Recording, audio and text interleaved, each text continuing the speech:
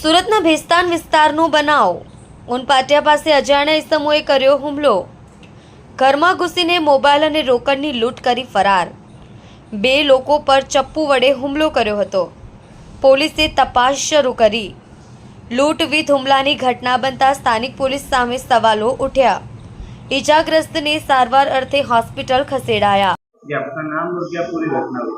मेरा नाम काशिफ है और हमारे घर पे 3 लोग चोर घुसे थे और वो जब घुसे तो उसके बाद सामान लिए, मोबाइल लिए, पर्स लिए, सब लेके बाहर चले गए। तो हम लोग को खबर नहीं कि वही चोर है। तो जब फ़ोन लगाए मोबाइल पे तो मोबाइल पे रिंग बजी तो उन्होंने प्रेस का बटन दबा दिया उसने, तो रिंग बजना बंद हो गई। तो जीजाजी ने देख लिया उसको कि इसके पास ही मोबाइल है, तो उसको जब पकड़ने गए तो उसने घाव मार दिया चाकू से। तो पूरा हाथ जीजाजी का दोनों तरफ से कट गया।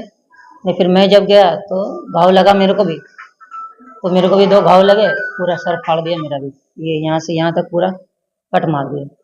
3 लोग थे वो लोग, तो जब भागने लगे तो एक को पकड़े तो मोटरसाइकिल गिरी उसकी, तो सब भागे, तीनों भाग गए, मोटरसाइकिल छोड़ के भागे।